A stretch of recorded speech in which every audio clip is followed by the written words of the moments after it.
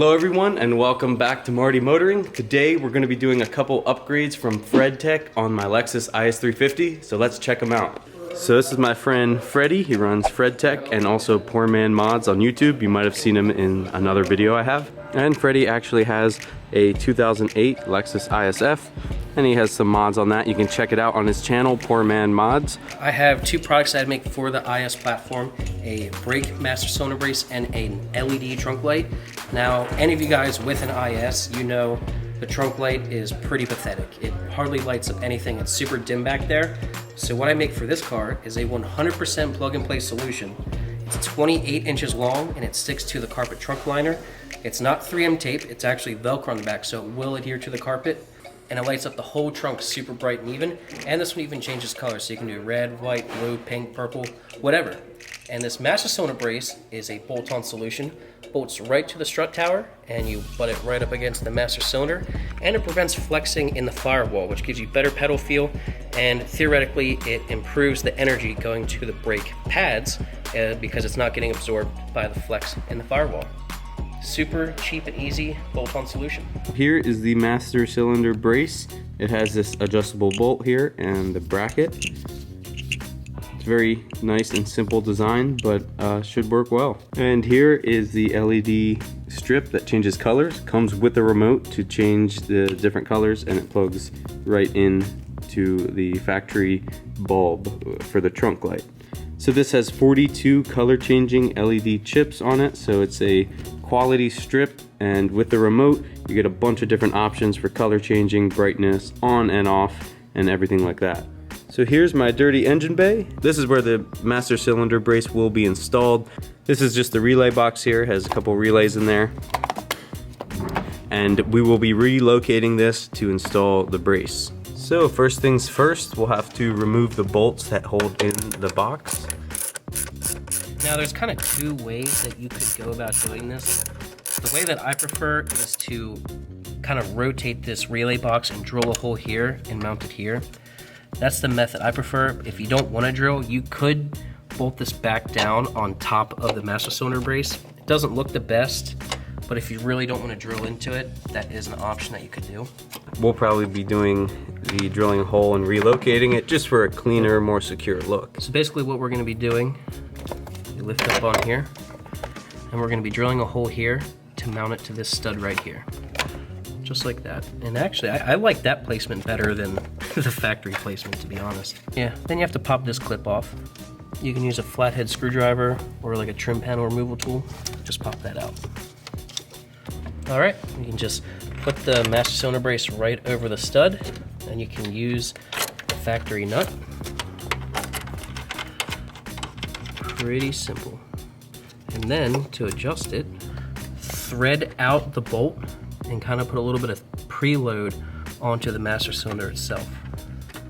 All right, so it takes a little bit of fine tuning to get it just right, but now we have it fully butted up against the master cylinder. It's not going anywhere, and when you smash on the brake pedal, there will be no firewall flex at all.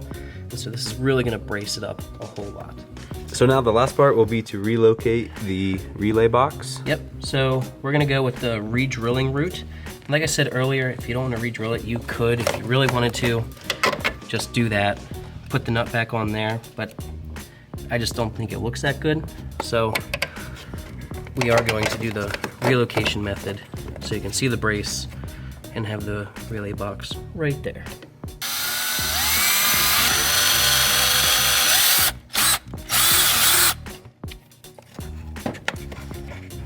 All right.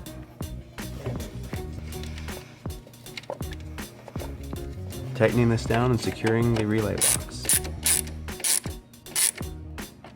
So there it is installed, the master cylinder brace and the relocated relay box. All right, so obviously here is the trunk of the IS, and as you know, it's not that bright. The factory trunk light, not that good at all. Marty does have an aftermarket LED bulb in it, but it's still not the greatest. So to show you a good comparison, I will turn the lights off and show you just how dim it still is with an upgraded LED. And then we'll install the FredTech light and show you how much of a difference it truly makes. And here's my trunk light with just that light. Like in person, yeah, you can kind of see this area, but it's not very bright, and it's LED and upgraded, which I was kind of surprised that you can't really see a lot in the trunk. But with this upgrade, I should be able to see everything and control the color, which will be awesome. All right, so the OEM light, pretty underwhelming. We're gonna go ahead and install the FredTech light. So grab yourself a flathead screwdriver and you're gonna pry down on the side of the light where the switch is located. And that will pop it down. And his turned off because it's a super high quality bulb apparently. You're gonna pop off the protector here. It looks like your bulb's about to pop out. We're gonna unplug this from the connector. I don't remember installing it like that. Yeah. So it must have moved. Yeah, we're gonna take this bad boy out and plug the FredTech light in. This is a little loosey-goosey. Factory switch seems a little bit loose, so hopefully this will work with it, but this will only work one way. So you need to install this connector to where the black wire or the ground side goes on the side closest to the connector. The power side is going to go on the side near the switch. Yeah, I'm not sure exactly why my switch is loose, so, but it should still work. That should work right there. And now to make sure that we have it installed properly, you can go to the car, plug this in, and it should turn on if you have it installed correctly. And then once you're over to the car, you can just plug this back in and we should see the result. And there you go. It is lit up. So now we can just put this back in. You don't need to install the protective cover if you don't want to. Just push the switch back into the factory position. Then you're gonna take the LED strip and hold it up and see where exactly you want to place it.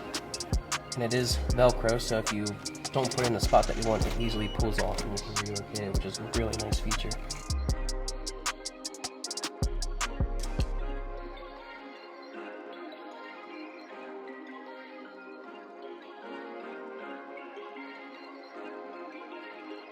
And there's also Velcro on the controller, and this is the infrared receiver. In order for the remote to work, it has to see this. So you want this facing forward. You put it just like that. And then the controller back here also has Velcro. You just push that up. And then you can push the rest of this wire back in here and hide it above the cover. So now the wire's tucked. We got the LED here, and let's test it out with the remote. So now with the remote, you can change colors, brightness, and modes. Pretty nifty. And you can have a light show when you open your trunk. Yeah, party in the trunk. So now we'll turn these lights off and do a fair comparison to the factory light and just show you how much brighter this actually is. All right, and the lights are off, and we have white, blue, green, and red, and then we have a mix of colors. So there it is. We can see the whole trunk. So another really cool feature I like about this, besides changing colors, is you can turn it off and on. It also has different modes, so you can do flash, you can do strobe, you can do a nice fade, and then we can put it back to just a nice white, and it goes back to normal solid mode. And it does work just like the factory light. So when you close the trunk, it turns off just like the factory light, and when you open it, it turns on just like the factory light does.